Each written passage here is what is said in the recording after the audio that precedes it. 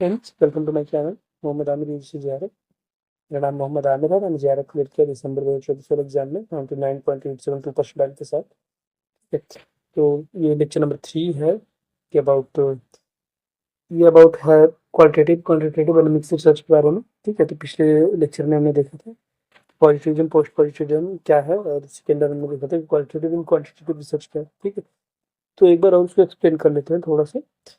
Qualitative and quantitative and mixed research, तो mixed research मतलब दोनों का mixer. Quantitative and qualitative research दोनों मिलते थे तो मिक्स्ड रिसर्च बोलते हैं। ठीक है, इतना कॉम्प्लेक्स नहीं है।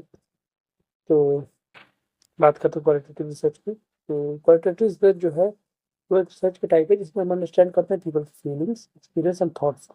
ठीक है, पीपल का feeling and experience and thoughts को हमने पहले बताया था कि पोस्ट पॉजिटिविज्म में आता है।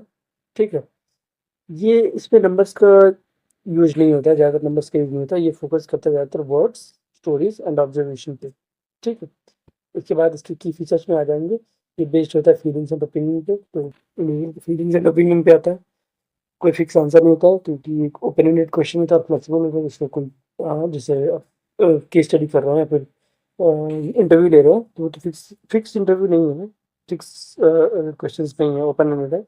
तो वो क्वालिटेटिव रिसर्च में आता है। ठीक है, ताकि वो अपने डीपली जाके फीलिंग्स, एक्सपीरियंस और थॉट्स को समझ सके। ठीक है, ये हैपन होता है रियल लाइफ सेटिंग में, मतलब कि यहाँ पर लोग वर्क करते हैं या फिर रहते हैं, जैसे घर हो गया, स्कूल हो गया, कॉलेजेस हो गए, वर्क प्लेस हो गया।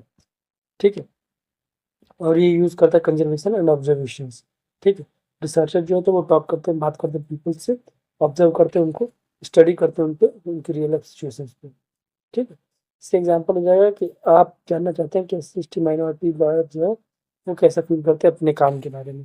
ठीक है, तो आप जाएंगे उनके पास, उनके साथ रहेंगे, उनसे बातें करेंगे, उनसे चीज़ें समझेंगे कि उनके स्ट्रगल्स क्या हैं, उनके एक्सपीरियंसेस क्या हैं, उनके पर्सनल इंटरव्यूज़ के साथ। ठीक है, इसके बाद आता है क्वांटिटेटिव रिसर्च। तो क्वांटिटेटिव रिसर्च मतलब कि ये फोकस करता है ज़्यादातर नंबर और फैक्ट्स पे।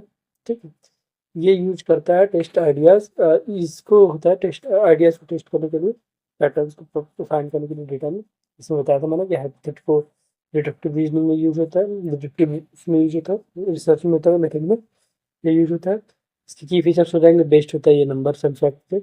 फिक्स आंसर, इसके आंसर जो यस नो ऐसे करके आंसर सर्विस में होता है। ये लार्ज ग्रुप में यूज होता है।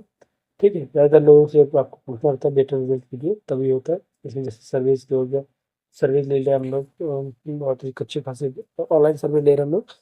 50,000 लोगों का सर्वे लेना है तो हम ऑनलाइन एक गूगल फॉर्म बना के सर्वे के लिए भेज दिए।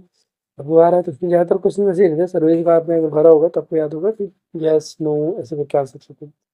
ठीक है, इसमें यूज होता है मैथमेटिक्स एंड स्टैटिस्टिक्स का, ताकि एनालाइज किया जाए ग्राफ को और डेटा को, परसेंटेज को, फार्मूलाज को। ठीक, इसका एग्जांपल हो जाएगा कि रिसर्चर जो है वो जानना चाहता है कि टीचर जो है टीचिंग स्टाइल कैसा इफेक्ट कर रहा है यूजी नेट एग्जाम स्कोर को।